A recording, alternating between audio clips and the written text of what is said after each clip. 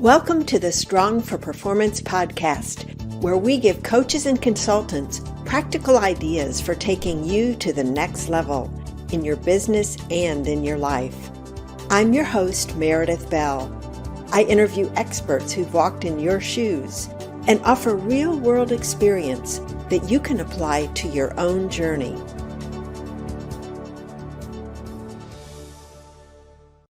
Welcome to another episode of the Strong for Performance podcast. I'm your host, Meredith Bell, and I am delighted and excited to interview today Kevin Eikenberry. Kevin, welcome to my show. Meredith, it's a pleasure to be here. I'm glad to be here. You know, Kevin, I've got a formal introduction for you, but I do want my listeners to know that you and I go back to the early days of Twitter. I remember us getting connected there. It's probably been 10 or 11 years ago. And then I actually met you in person at a conference. And so we've known each other a long time. And I love the expertise that you have and that I'm going to be able to bring to my listeners now. So let me give your more formal introduction, and then we'll jump into questions that I've got for you about your brand new book.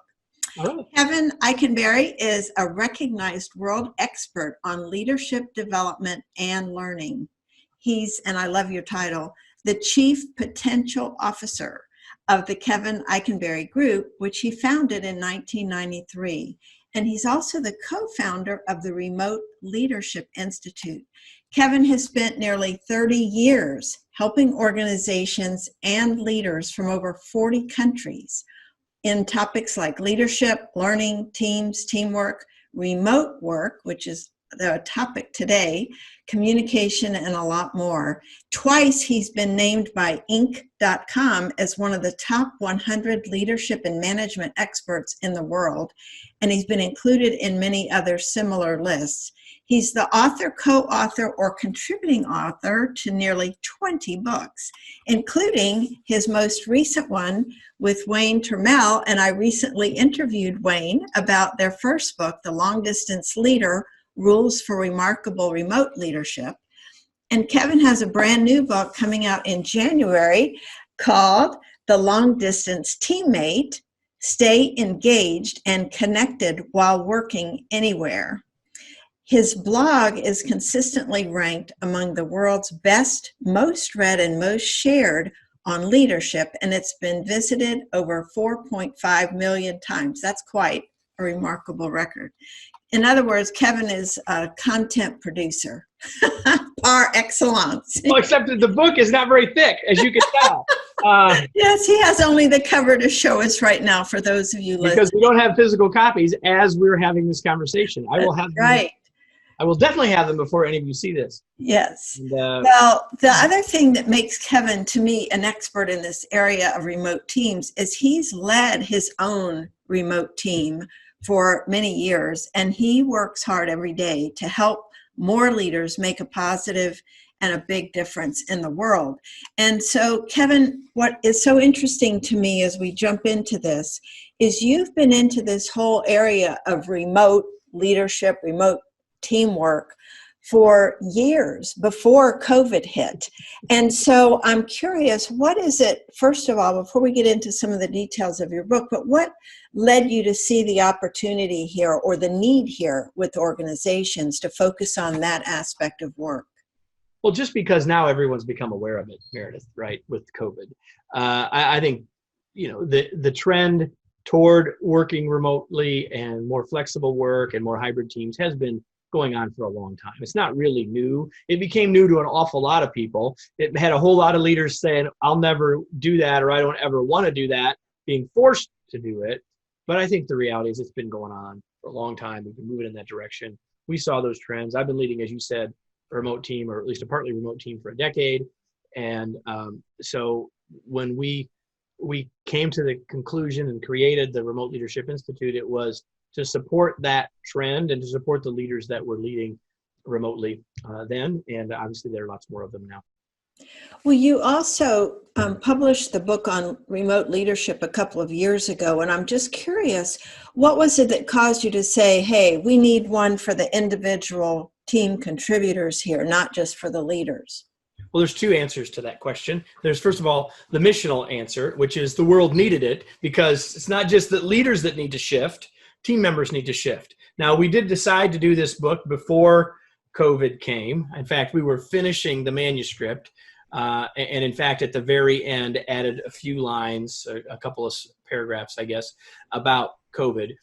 So some said, well, you were prescient and you were thinking about this. And I was saying, well, I just wish the book came out in April of last year instead of January of this year. But so from a missional perspective, we knew that there were people working remotely, and we knew that there was a big difference. And I think this is the big idea of the book, that there's a big difference between working from home and being an effective and committed teammate that happens to be remote. And so we know, and we've seen lots of people like, I'm doing my job from home, or I'm doing my job from Starbucks or whatever. And there's just a difference between that and having the levels of collaboration and communication and trust and interpersonal relationships that lead to high performance that we're all really after. So there's that reason for the book. And then the second reason for the book was it was a logical next step from a sort of from a commercial perspective from our business, is that was really the next big need that we saw. Mm-hmm. Well, you make a distinction in your title and also your description of teammate versus team member. So talk a little bit about why you chose the word teammate. Well, we chose the word teammate intentionally, to your point. And here's what it means to Wayne and I, maybe not to anyone else. But to us, if you're a teammate, you have much more of a connection. Like if I'm your teammate, we're more connected. I'm more interested and invested in your success or our mutual success. I can be a member of a lot of teams. Like I'm a member, I can sign up, I can be a member.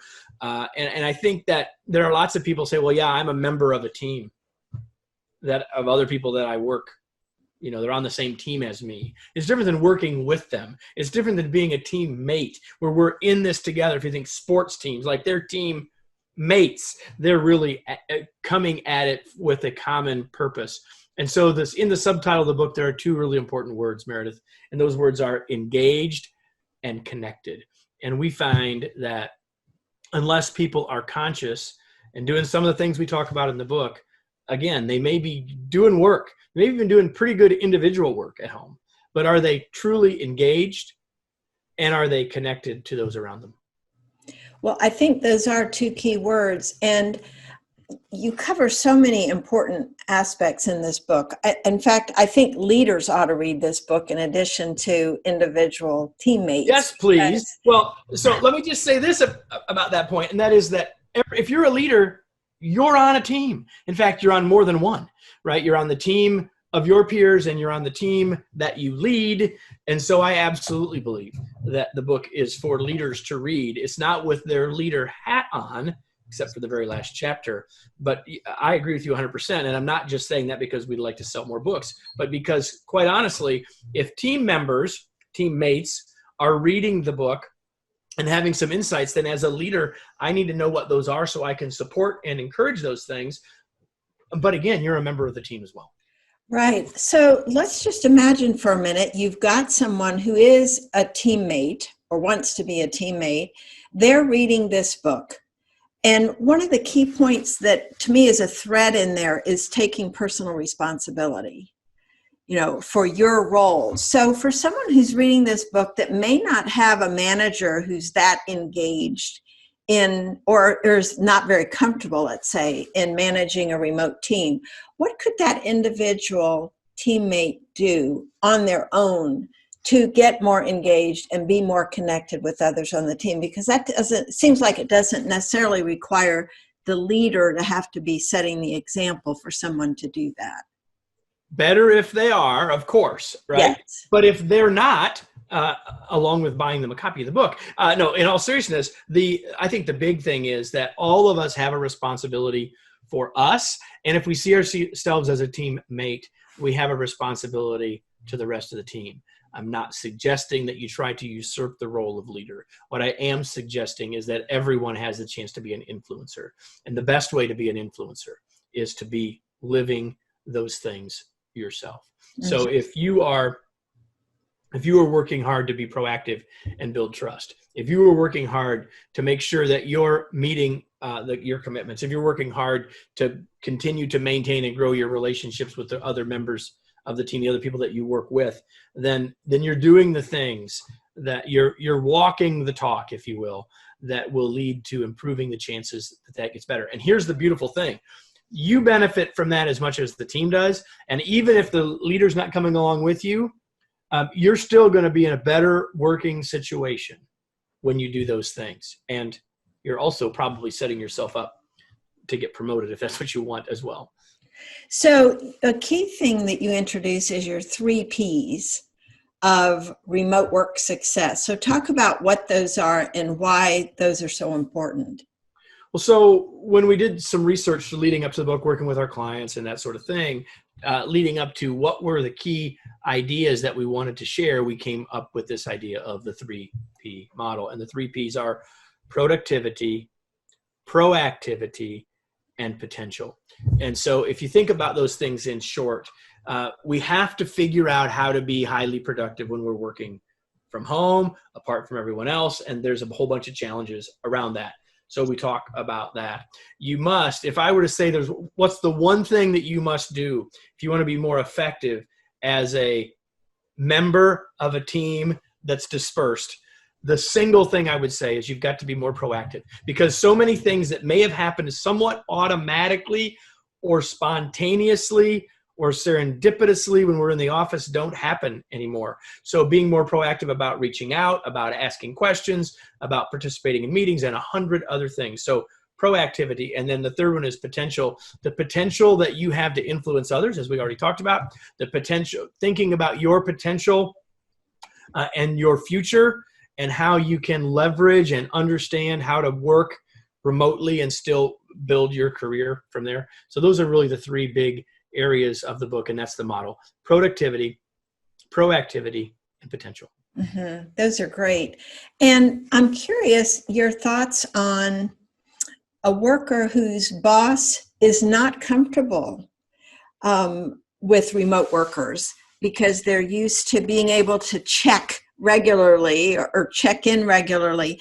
What do you recommend to someone who has had that kind of boss who seems to be uncomfortable not being able to see people on a regular basis and trust them? You know, trust is such a core piece of this. Yeah. So what I would say is this, that if that's your manager, your boss, your leader, then what can you do to make them feel more comfortable? Well, you can make sure you truly understand what they need and what they expect. And then you can do everything you can to make sure you're delivering that. And so we talk in the book about setting expectations. And most people want to think about expectations. Well, the boss is going to tell me what's expected. Well, maybe that hasn't happened. Well, being proactive means I'm going to reach out and find that out. I'm going to help figure that out. So if you're my leader, you say, so Meredith, I know that this is hard for all of us when we're not working side by side or down the hall or in the next cubicle. I'd like to know what it is that, how do you define success for me? In other words, what can I do to make sure that I'm absolutely delivering what you need?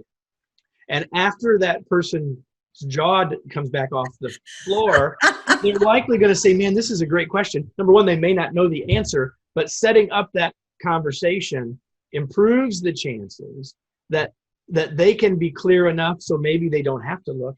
And maybe they start, because if you know exactly what to deliver and you're delivering against that, it's much less likely that they're going to feel the need to look over your shoulder virtually. So I think you just need to be proactive and work to understand what their expectations, what their measures of success are, how will they know that you've been successful, and get that understood, and then say, and so it's not only the what, but now that we're remote, it's the how are we going to do that? So, okay, Meredith, Ms. Boss, what do I need to do in terms of how I communicate with you, how we deliver that? What else do I need to know so that I can absolutely be delivering and make your job easier because you've got one less thing to worry about? So notice the last thing I did was I helped them. I'm asking because I need it. And I'm asking in part because I want you to quit micromanaging me. But I'm not going at it from that perspective. I'm going at it from how can I help you, Meredith? And you're helping me a whole lot by making it clear. But notice the way I did it. I didn't come at it in any of that way at all. I just came at from a curious, understanding it perspective, and then sealed the deal by letting them know that you want to help them make their job easier. Yeah, and that ties in with another chapter that I really liked, because you talked about mindset. And I think what you were just describing is an aspect of the mindset a person needs to have if they're going to be successful working remotely from home. It's identifying what they need from their own manager. What else in terms of mindset do you feel is important for a remote worker versus somebody in an office setting? Is the mindset of being proactive, the mindset of recognizing that at the end of the day, this belongs to me and taking personal responsibility, the mindset that says engagement ultimately belongs to me. It's not something that the boss does to me. It's like I make a choice to be engaged or not. So I think that those are a number of the key pieces. That chapter is early in the book, and we think it's important. If the big idea of the book is there's a difference between working from home and being an effective remote teammate, then that in itself is a mindset. Like, how do I view my work? Do I view my work as something I'm doing to get a paycheck, or do I view my work as something meaningful, and how can I contribute? And so if you start to think about that world and ask yourself questions from those perspectives, you're far, far ahead of many other people. Mm-hmm. I love that.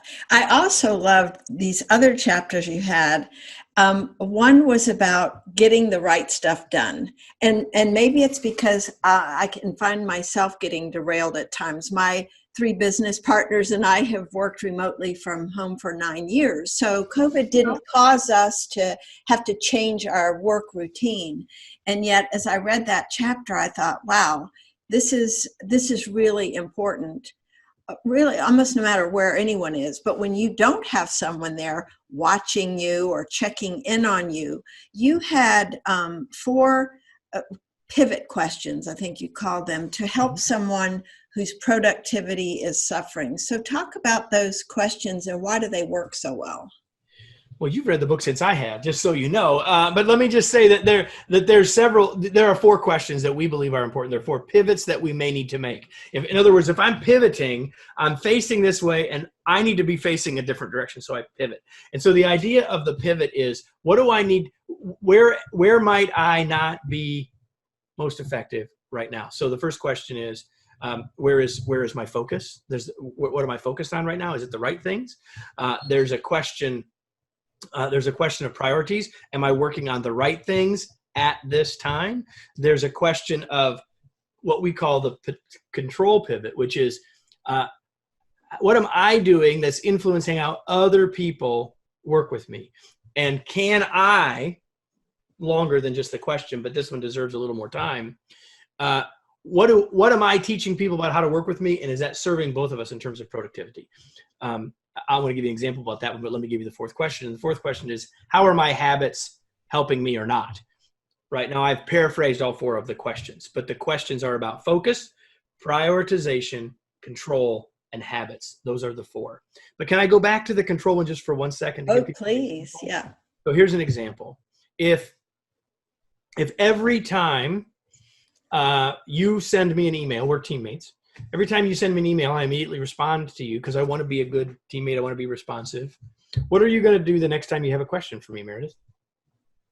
Send me an email. And so you're going to keep sending and I'm going to keep answering. And most of those are probably interrupting me. This doesn't mean that they're not important that I respond to you, but did they need to be responded to in the exact moment? Chances are not. So the question is, where are your frustrations and how are you actually supporting or encouraging those things by your responses? So the question is then, how do I take more control of my time for everyone's benefit, not just for my own? Well, I want to reinforce that because that has happened to us, because Denny and Paula and I communicate a lot over Skype in the course of the day. And it's that same example you gave with email, only through Skype. And so what we've learned to do is just put ourselves on do not disturb when we don't want to have to deal with this real-time question that might be coming in, and we, let each other know that in advance. I'm going to be taking prime time during these hours, so if you need me, let's talk before then. And that just helps give guidelines, because it's so true. When a question occurs to me, sometimes I'll type in the question, not thinking about, oh, what am I doing to her attention or his attention? So in the old days, when we were still in the office, you might not type, you might get up and walk down to their cube. But if you walk down there and you see they're busy, you just go back. Right? You don't know that now. I mean, the do not disturb, whether that's in Teams or Skype or Slack or whatever, using some sort of way to do that. That's certainly one way to do that. But right now we don't have, when we're remote, we don't necessarily have those cues and clues. So like right now, you're not responding to Skypes right now. I'm assuming you're focused on this conversation with me. That's right. I'm on do not disturb. You're on do not disturb. And so the world is not going to end if you can't answer in 1 hour. And so for all of you who are watching or listening, your job might be that, right? Responding to customer issues. And so we're not talking to you really right now. But even for you, there's probably an hour a week, an hour a day when you need to be doing something else, and you need to be on the barrage. But for most of us, that's not our work. And so we need to think about, how do we block our time? How do we let other people know? All of that is a part of both the prioritization and the control pivots. Mm-hmm. I just think those were very powerful questions. They got me thinking about just the way I spend my time. I will have my list of things to do, but it's easy at times to get distracted by something that comes in, whether it's an email or something else. So I thought those were really valuable. I also liked... I call those the shiny objects, right? Beware. Yes, we know those well. Yes. That can take us down a rabbit hole and take us away from whatever that priority was. So I think the things you're tying together, this checking in with your manager to make sure you are focused on accomplishing those tasks, those projects that give tangible results that are measurable, or whatever the end product is, so that individual knows you have done what it was. So we're looking at the results, not so much how many minutes am I spending on this or on that. Yeah, I believe, all due respect to my grandmother, Meredith, that the most dangerous 4-letter word in the world is busy. Yes. Busy is all about activity, not about accomplishment, right? Mm-hmm. It's about, and here's the other reason it's such a dangerous word. If you're in casual conversation with somebody, you say, man, I'm really busy. What do they say? Oh, man, I know. And so we start commiserating about that, and we end up using it as an excuse for not getting something done. Man, well, I know you're busy. And so that's sucking us away from being ultimately productive, because at the end of the day, productivity is about what we accomplished in the time. Like, there's a numerator and a denominator. It's not just, did I get it done? A lot of people, Meredith, are getting everything done, and they're killing themselves to do it. They're working till midnight because they're really not being very productive. They're just working enough hours to cover it up. Yeah. And I think that's a really key point too, is managing yourself as opposed to managing, quote, time. And that ties in with I think it was the next chapter on routines, which I also thought was excellent, because I want you to talk a little bit about the power of routines. And this is true whether we're working remotely or in an office setting, but when you are working remotely, there are additional challenges that you face in terms of how to structure your day and what routines to put in place. So I'd like you to talk a little bit about what are some of the routines that you think help people stay on track. Well, I don't want to be too prescriptive about here's what your routine should be, but I will say you need to have them. And when you went to the office, you had some routines automatically. Like, they may not have been the best ones, but you had them. And here's why routines are so helpful. Because when we're doing something in routine, we're not having to use our conscious mind, right? You're not thinking about how you brush your teeth. And so you're not using conscious effort, conscious time to do that task. And so routines allow us to delegate things to our subconscious, which is far more powerful, and allow our conscious to be focused on other stuff. So when we were going to the office, you got up and you probably took a shower and did some other things, and then you left. So there was some like beginning of the day stuff that happened before you went to work. And once you didn't have to go to work, some of that didn't necessarily exist. So we have a lot of people that are struggling and feeling exhausted. And I'll leave out the COVID layer. I mean, there's a whole bunch of just the COVID stuff here. Mm-hmm. Leave that out. And we can come back there if you want. But just otherwise, people working remotely that haven't gotten some of these things in place or haven't thought about them, they're just exhausted because they're having to consciously think about everything rather than putting some things into autopilot in routines. And in the book, we talk a lot about, especially about beginning of the day and end of the day routines, which got taken away before or got immediately changed drastically, that we need to reinstitute now.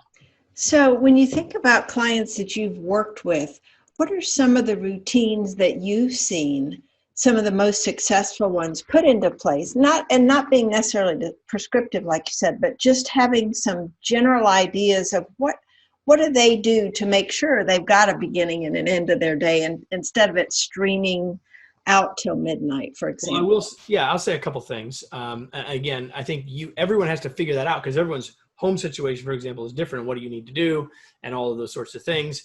Are you an exerciser, or are you a morning exerciser, an evening exerciser? But I will say this, if you are or aspire to be someone who exercises, get it in the calendar, get it in the routine. And I think that's something that successful people do, right?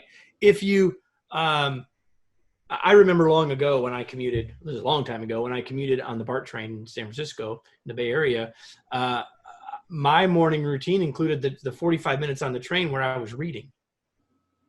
So if your commute before had time where you were reading or you were listening while you were commuting, and now you're missing that, like, when am I going to put that back in? Successful people are thinking about that and putting that back in. In terms of team routines, depending on the nature of your work, many organizations, many leaders have implemented short daily morning huddles. So we're going to get together, we're going to have a quick huddle. Everyone sort of knows when the start of the day is, all that sort of thing. And so if, we don't have time to really dive into huddles, and we don't use one on our team, but they can be very effective for many people. The other thing I'll say about routines is everyone on the team should really pretty much know when everyone else is starting their day, so that we're not impinging on people or sending emails and leaving them feeling like they ought to be responding when they're not really started yet. So be mindful and aware of those things in terms of helping each other with your routines. And I think as I'm pondering that, I think it's important not to judge others. I think sometimes we can have a standard of how we structure our day, and why can't this person do that? Or do you see folks struggling with those kind of questions? So when human beings, when we don't know, we make it up. And when we make it up, we usually make it up in our favor, not in, and we tend to ascribe negative intent to others. So if you're a leader, encourage your team members to share sort of what their daily, they don't have to share the details of their routine while I get up and then I take a shower every third day or whatever. But please, at least every third day, right? But I know we don't have the smell that comes through the webcam, but nonetheless. But the point is, the more that people know about how things are working for each other, the better off we are. So for example, I have a member of my team who used to be 3:00 was a really good time for her and I to have conversations, because that was right before she went and got her kids off the bus. Right now, there's no bus. 3:00 is not a good time right now. If she and I hadn't talked about that, and I start sending emails or messages or Slack messages or whatever, instant messages to say, hey, can we chat like around 3:00? And she's no longer responding to me, then where might my head go? Lack of information, I assume the worst, right? So the more that we share that with each other, not the details of things, but to have some knowledge about that so that people can ascribe at least benign intent, if not actually positive intent, the better chance we'll have with all that. Yeah, that's such a good point. You've brought up so many great points, Kevin, and I really hope everyone will read your book, but I know there are other things that probably were really important to your mind and heart that you wanted to convey. What have I not asked you about that you feel this is such a key point in our book? I don't know that. I mean, we've talked about a lot of things that are quite tactical, right? And there's a lot in this book that's very tactical. But I love that you mentioned about the mindset chapter, because I do believe at the end of the day, that's super important. And so getting your mind right about how you're going to do this and how you want to contribute to this team, to help this team be ultimately successful, is in your best interest, both today and in the future. And the other thing we didn't really talk about at all, which is fine, is the fact that many people are viewing this book as a career book, right? Like, how do I get myself ready for my next assignment while I'm not seeing everybody every day? There's all sorts of ideas in here that help you do that. This book applies to you whether you're a full-time remote team member, whether you are on a contract, whether you're a gig worker. It doesn't really matter. All of us, regardless of that employment situation, are wanting to do the best we can now to set ourselves up for the future. And I think there's a lot in this book that helps people, regardless of where they are, right? Hourly, salary, full-time, part-time, in the office some of the time or not, gig worker, the whole thing. All of those things matter. And I think the ideas here matter across all those situations. Well, I think one of the real appeals of your book is it is very tactical, because you get very specific with folks on, how to deal with specific situations. And another area we didn't really get into were the whole interpersonal skills. When you need to give someone feedback, whether it's positive or constructive, what's a good way to do that when you are working remotely? I like the fact that you anticipate or have helped clients work through a lot of these situations. And so you really know from a deep level what works and what doesn't. That's one of the chapters that I'm really pleased is there. I mean, you've written books, that sometimes you have to say, okay, like, how long and what's in and what's not in. And we could teach a lot more, write a lot more than we did. And Wayne and I both felt like, there's an awful lot of books on leadership that have a chapter on feedback, but not enough books for everybody else that have that. And it's even harder now that we're not down the hall, right? Not seeing each other all the time and can't have that conversation face to face across the desk. So we felt that was important to include. While many people might not see that as a reason to buy the book, I hope that many people will say that was one of the most valuable chapters to me when it was all said and done. Mm-hmm.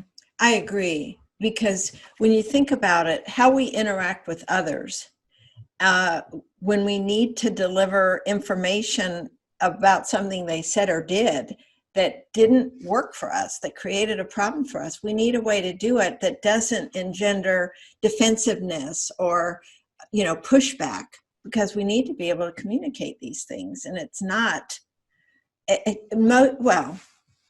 my business partner, I wrote a book on communication skills, and the reason you and I need to write these books is because our school systems are not doing a good job of teaching people these skills, and the parents don't always have them either because they haven't been raised with them.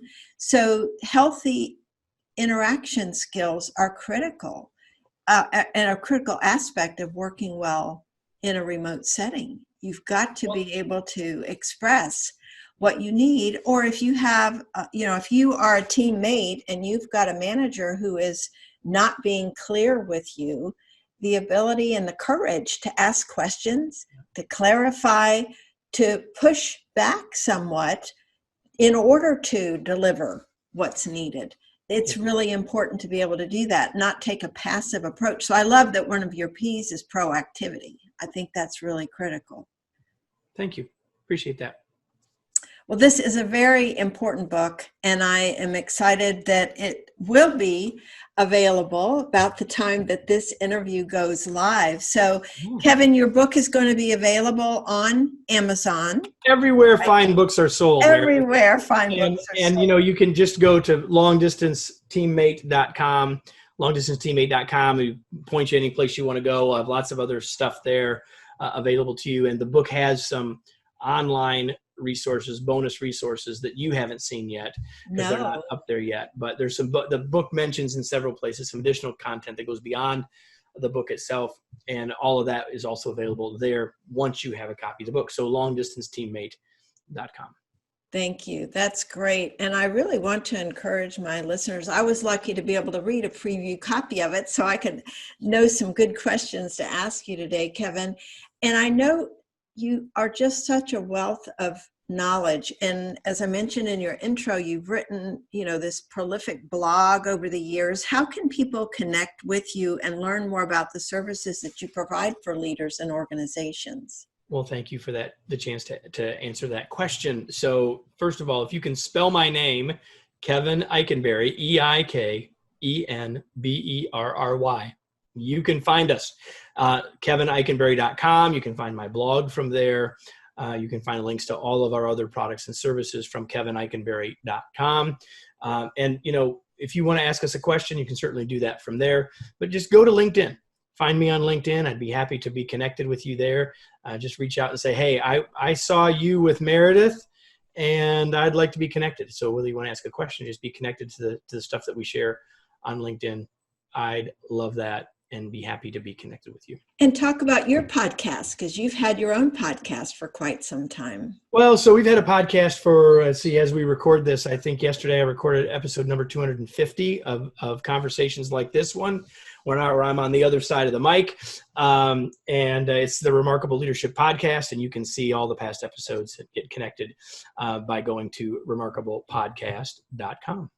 Great. Well, Kevin, this has been wonderful. Thank you so much for being with me today and sharing your brilliance, really, with my listeners, because you have so many important insights from your decades of experience working with leaders and teammates and organizations. And thank you. Yes, we've been at this both for a long time. So I have a lot of respect for not just what you've learned, but what you are sharing with others in important ways, like your recent book. So thank you. Thank you so much, Meredith, for those kind words and for having me on the show.